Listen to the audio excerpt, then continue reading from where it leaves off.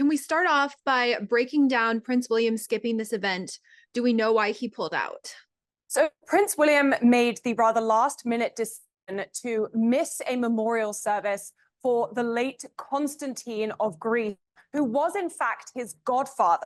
So obviously his decision not to attend the event sent a few shockwaves through the royal family and indeed through royal fans the world over. Now, we don't know that there is anything to worry about here. The palace has made very clear that Kate is doing incredibly well. She got out of hospital a few weeks ago now after a near 2-week stay, but she's been doing incredibly well. She's been progressing exactly as doctors believe that she should be. She even left Windsor Castle for the first time days ago in order to travel to Sandringham with William and their children for the half-term break. They got to see Charles, who is there recuperating from his cancer treatment. And I think the message that the palace is really trying to get across here is that William didn't miss the royal service because of a personal emergency. It was because of a personal matter. And a lot of fans are, as you noticed, speculating that this could have something to do with Kate. They're worried about her. Can you break down what's going on with her? Do we know how she's doing? Is there a chance that this could have something to do with Kate? So last month, the Princess of Wales, Kate, underwent abdominal surgery. The palace did not confirm what abdominal surgery was for. However, sources did tell dailymail.com that it was not part of a treatment for cancer.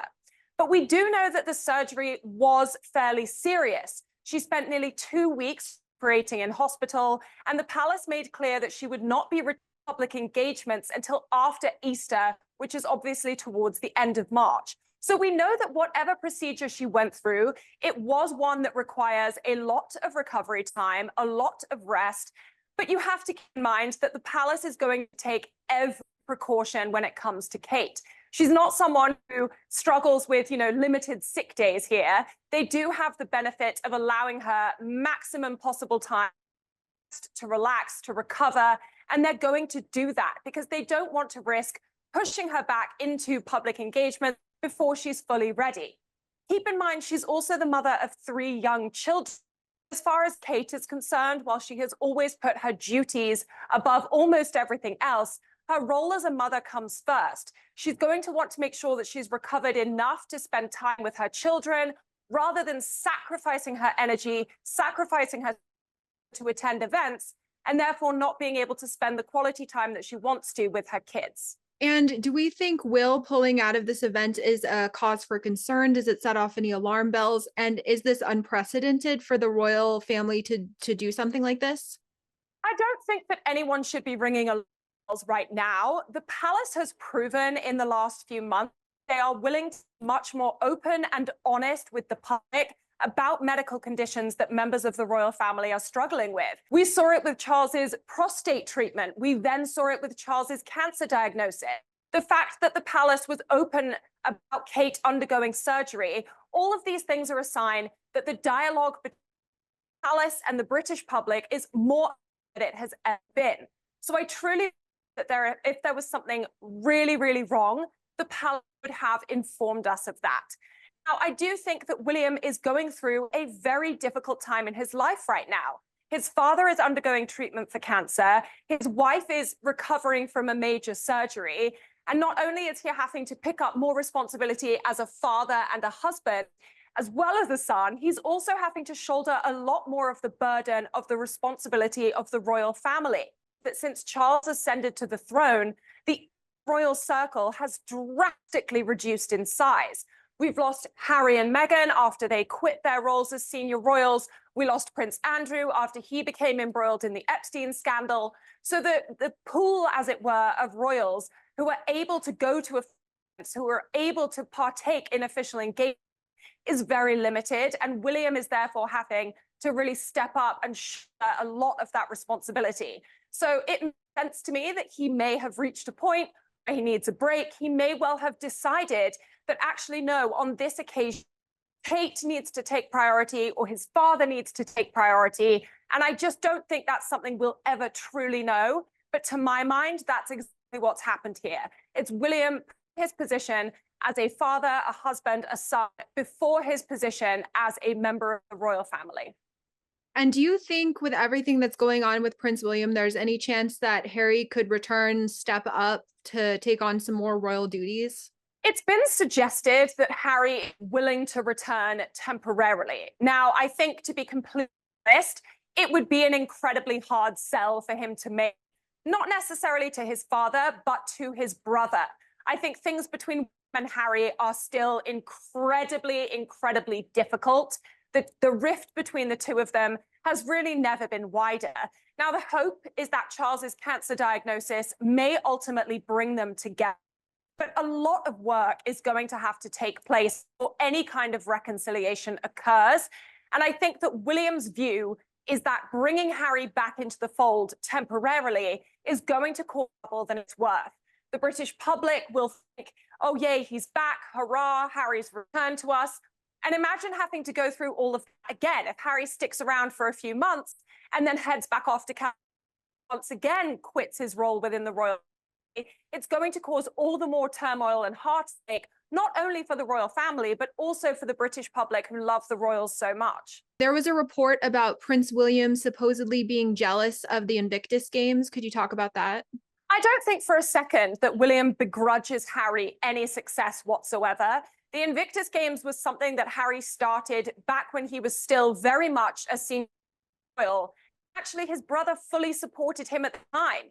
His brother was one of the people who championed Harry taking on his own projects, taking on his own passions. And I don't think that Harry leaving the royal family would in any way make William resentful of the success that he's enjoyed as a result of those projects. However, I think there is a small part of William who envies the freedom that Harry has now that he's left the royal family. I don't think for a second that William would ever abdicate his role as a future king. However, as we all know, anyone who has their hands tied by a job, by an obligation, a responsibility, you can't help but feel a little bit envious of those people who seem to have complete free reign over their own lives. And I think that for William, there may well be a very small part of him that is a bit envious of the fact that Harry now gets to do seemingly whatever he wants without the kind of restrictions of the royal tradition regulations hanging over him. And then how do you think Prince George, Princess Charlotte, and Prince Louis are handling everything? Do you think they're made aware of all the health issues that are going on in the family? George, Charlotte, and Louis are wonderful young children. William and Kate really do take excellent steps in order to ensure that their kids have as normal a life as possible. But being in the public eye as members of the royal family, and for George as a future king, does come with its responsibilities and its burdens. And it's meant that the three of them have had to grow up a little bit more. Now, I believe that the three of them are aware that Mummy is not feeling her best, that Mummy has had a surgery, and that we have to be careful around Mummy. I don't know if children have been given every nitty-gritty detail, because as any parent out there knows, you don't always give your children every bit of information about medical condition until you are already on the mend, as it were. But I don't think for a second that Kate or William will take anything back from their children. And they will have been very open and honest about the fact that Kate just needs a little bit more love, care, and attention right now. Plus, you've got Kate's parents, Carol and Michael, helping out with care of the children. And the two of them will also have been very careful about ensuring that the kids are aware of what's going on with their mother. And do you think that the part of the reason they're being so private about Kate's health is to protect the children? Or could you talk about the strategy behind them being so vague?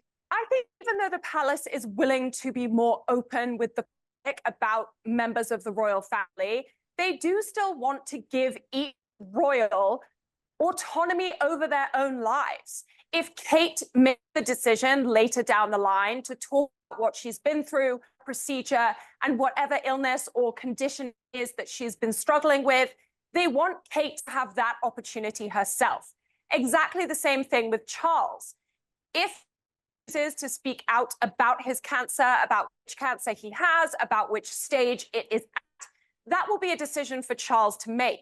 But with both of them, the really key thing that the palace is focusing on is getting them through their treatment, getting them through their recovery. And once they've done that, once they are safe, Kate or Charles can make the decision to speak out about their medical condition personally.